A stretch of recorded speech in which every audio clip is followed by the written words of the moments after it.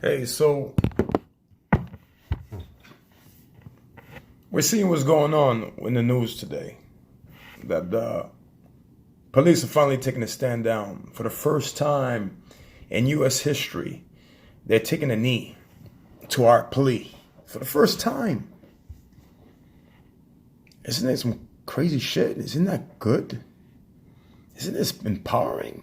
Finally, that we had to burn this shit down in order to get our point across.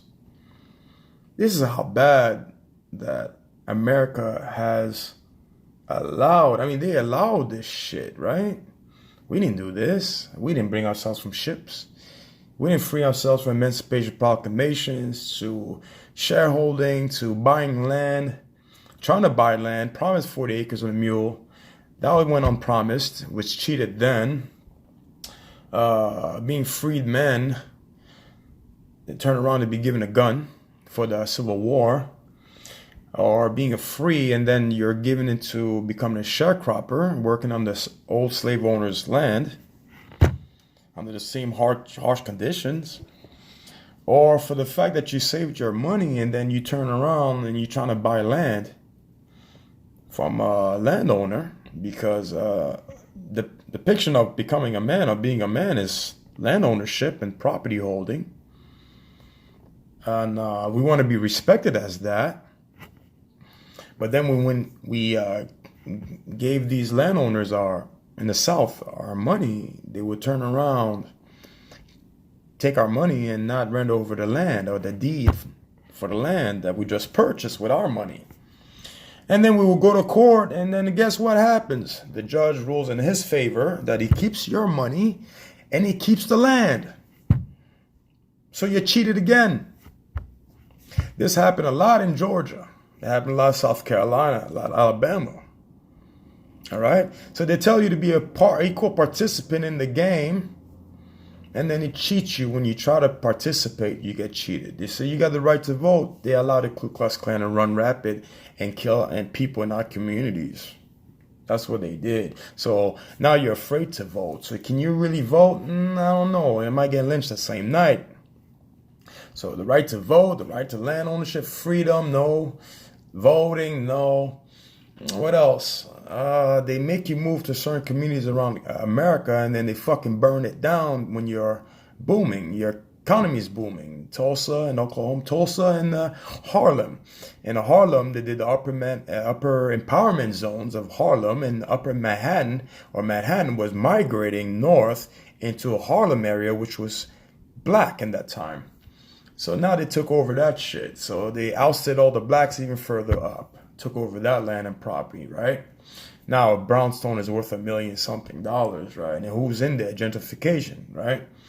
And then from there, we go to 1920s, 1930s, we're into the World War II era. Blacks are shipped to the World War II to fight the American War. Oh, let's not forget that in 1776 and 1805, 1776, American independence, and 2 years after, Haitians, we Haitians, over 500 Haitians was deployed here in America to fight the American war against the British. 500 of us, Haitians, my ancestors. All right. Not even so, through France, the powder, the gunpowder, the Sons of Liberty, or the Patriots, they call themselves, use our gunpowder shipped from France through the Caribbean, Haiti, and then we shipped it down to America so the Americans can fight their war of independence from us, blacks, Haitians, right? Without no gunpowder, what's the use of your fucking guns, right? No bullets. So, but we're totally disacknowledged there, right? Totally discredited, right? What we do for this land in America always has been, right? So we're 1920s in Harlem, booming economy, 1930s, the Great Depression. Blacks are sent into World War II to fight this war. But do you see any World War II movies where you see fighting Hitler? You see black men fighting Hitler? I mean, we had nothing to do with that. We had nothing to do with the Civil War. We had nothing to do with the fucking World War II. Let me tell you something about the Emancipation Proclamation with Abraham Lincoln. See, they didn't do it for the fucking good deeds and the ethical or moral purposes. Really, what they truly did it for is that Abraham Lincoln was elected from the poor whites, the hillbillies of Tennessee, Kentucky, Illinois, Indiana. These whites were called mudslits or footloose people. They were the poor whites that were competing for jobs against slave owners who employed slave owners or slavery for free labor versus hiring them. So this is where racism started. Why is this nigga has my job? He's free now, but why is he getting my job? But before Emancipation Proclamation, the freeing of blacks, the white Southern capitalists, they didn't want the spreading or expansion of slavery into the westward land, further out in Texas, to expand their farms and productivity of cotton. So Abraham Lincoln, in favor of elected by the poor whites, was elected in.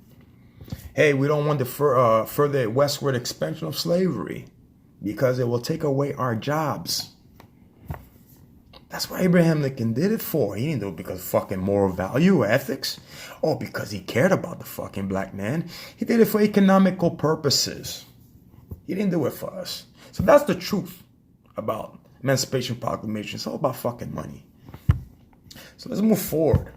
So 1930s, World War II was sent into war. 1940s, 1950s, North Korean War for American capitalism over communism spread around the world, and we had to put a lot in hold on the communism.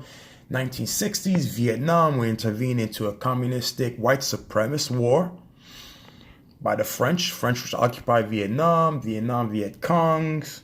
And now we're trying to protect our ideals of capitalism and to prohibit communistic expansion amongst the world. So 1960s, meanwhile 1960s, the civil rights era, Malcolm X, Martin Luther King. Martin Luther King spoke about I have a dream, but it was nothing but a dream. Did it make sense to us? No, look the way we're living now. It was a dream. It's not very practical. Look at the brutality.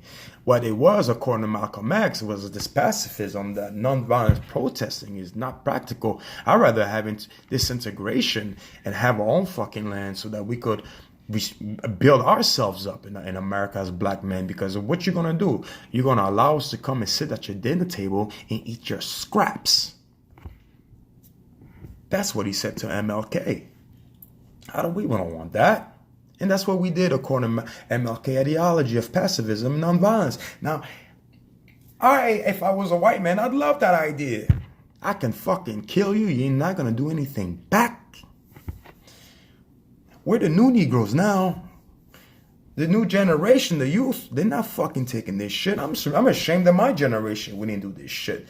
But the new generation is doing this shit. And they're fucking winning. It's a beautiful thing, ain't it? So, amongst all this, now where do we go? 1960s, 70s, 80s, crack epidemic thrown into the ghettos and black. Malcolm X said himself, the worst thing that white Americans have done is integrate your kids with us, because the heroin and the drugs that you put in our black communities, now your white kids are coming to our communities, taking that shit and becoming addicts, more so than us. That's your problem, America.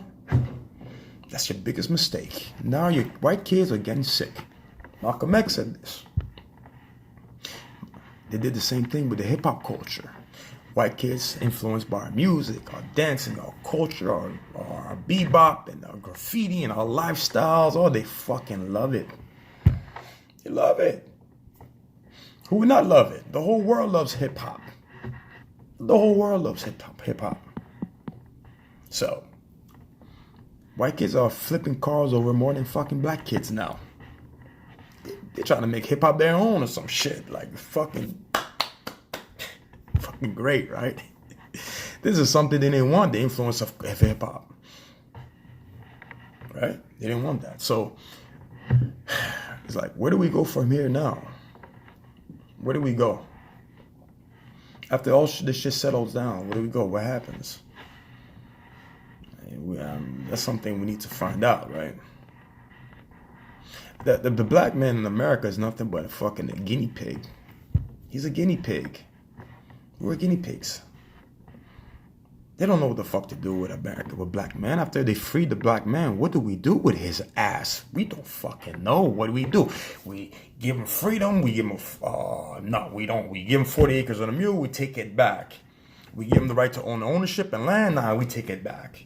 We give him the right to fucking vote. Nah, we take it back. We give him the right to fucking education. We take it back. We give him the right to an economy, boosting economy. We take it back. We give them the right to fucking rights and activism and civil rights in 1960. Now we take it back. We give them their own communities and shit, federal equal fair housing and shit. We give them fucking projects. We give them fucking projects, right? Oh, they're left up with that shit, right? But now their kids are coming into the projects and take that fucking heroin. Now there's a fucking cracking heroin epidemic, right? With the cause, still, we're the cause, right?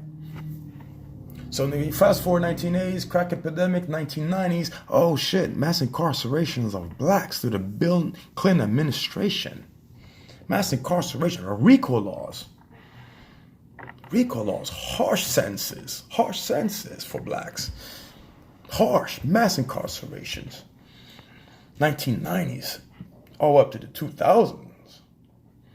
Now here we are, 2020, with this rioting protests. Where do we go from here? We were guinea pigs. We're still guinea pigs. We don't know what the fuck we are in America because they're constantly experimenting with us. They don't know what the fuck to do with us. So they're experimenting. They gave us this, they take it back. They gave us this, they take it back. They're fucking cheaters. They cheat us out of everything. They cheat. Tiger Woods said it himself. Every time they fucking break records in golf, they keep changing the rules. They make it even harder. Then I break those rules. They make it even harder. Then I break those rules. They change the rules and make it even harder. So that I can't fucking win. That's what they do. So as this rioting is going on and officers are finally needling and everything, they're going to want their fucking country back. They're going to want it back. They're learning us as much as we're learning them. This is my point. They're learning us as much as we're learning them. If you got this book here, The Art of War by Chun Tzu, he says, when your enemy is down, kill him. Don't let him live. Don't let him live. Because he's only going to come back another day to fight you.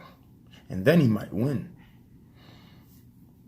Can we trust the fact that these officers are kneeling down with us? Can we trust that? I mean, amongst the whole world, the white man is known to not be trusted. They're known to not be trusted. Look all the shit they've done. You know that in 30 years from now, the white man is going to be almost fucking extinguished from humans. They're dying at an alarming rate. They're not reproducing as much as the rest of the world, and they're a dying breed or whatever the fuck you call them, species. We're the species. There's only one species, Homo sapiens. But as a race, is there such thing as a race? What kind of people are they? Well, they're from the blood of the African, but they hate where they came from, the mother of Africa, right? What do we do with our cousins? What do we do with our cousins? What do we do now? No? You think that for moral value, they're going to fucking allow us to take the country, stop the brutality? Emancipation Proclamation, I just told you about Abraham Lincoln only emancipated blacks for the purpose of fucking economical reasons. He didn't do it for moral value. You think they kneel down for moral value? Because they love us all of a sudden? No. When you beat up a bully after bullies have oppressed and beat the shit out of you for weeks and weeks and weeks on end at school, and then you turn around and retaliate, you think that bully, you beat him up, now you get back what he deserves. You think he turns around and loves you the next day? Or that he's going to want to retaliate one way or the other? Can you trust that? Can you see that same person and you walk by him, you're not going to have an eye behind your head and asking questions, is he going to attack or retaliate? Can you really trust that? So that's the point I'm at right now. Can we trust that? One thing that Frederick Douglass taught me is the psychology of insubordination. The psychology of insubordination is basically the story is Mr. Covey, an overseer, a policy holder of the plantation, was picking on Frederick Douglass on the plantation. And he picked on him and picked on him and picked on him. And until Frederick Douglass couldn't take this shit no more. So one day on the plantation, he takes the overseer off his horse, pulls him down and beats him close to death. Now Frederick knew that he might die for putting his hand on a white man. And secondly, an overseer. Oh, that's something you don't do as a slave. The slave owner of the plantation knew that he had it coming, though. He knew he had it coming as the overseer. He deserved it. So after his punishment, Frederick was put back on the plantation. But Mr. Covey never looked his way. Never picked on him ever again. And then he called it the psychology of insubordination. He says, the more easy it is for a man to be beat, he will be beat. The more you make it easy for you to be beat, you will be beat. So now, what do? Well, we gotta hold our grounds and maintain our power. Don't allow them to make it easy on us to be beat. We need to go get guns. Prepare yourself. Have bullets. Know how to make bullets. Hold on, wait a minute.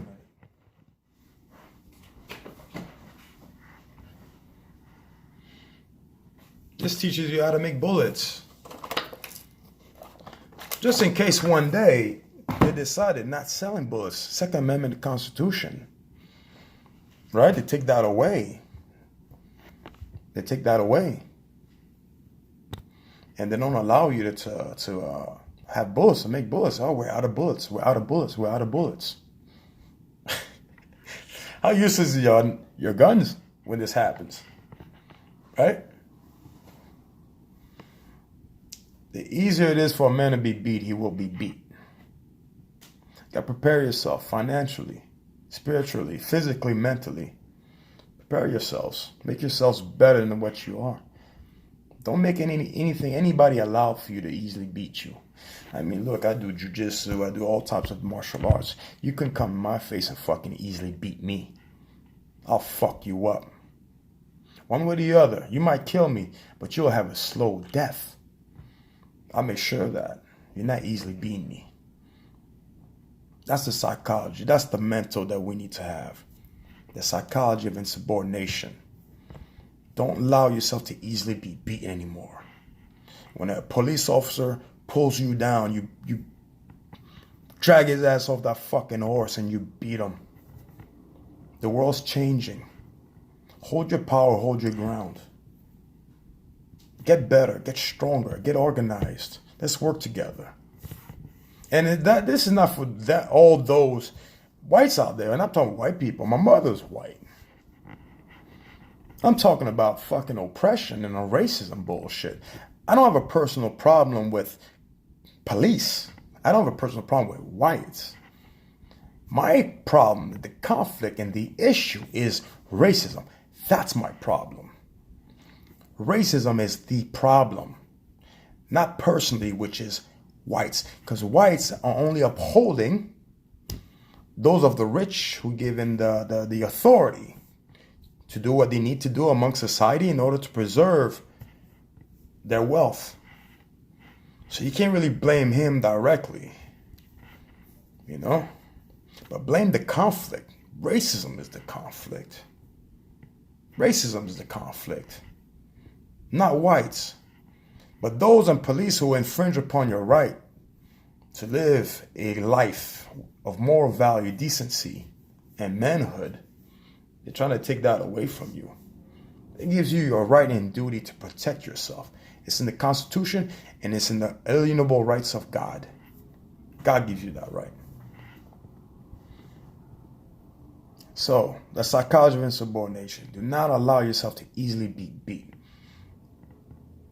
The easier you make it for them to beat you, the more they will beat you. So, get educated. Know your laws. Know your rules. Know all these things. Power. Information. Information is the most powerful commodity in the world. Practice these rules. Make yourself better, more powerful. Things are going right. Finally, after 400 some years, things are going right. They're listening now.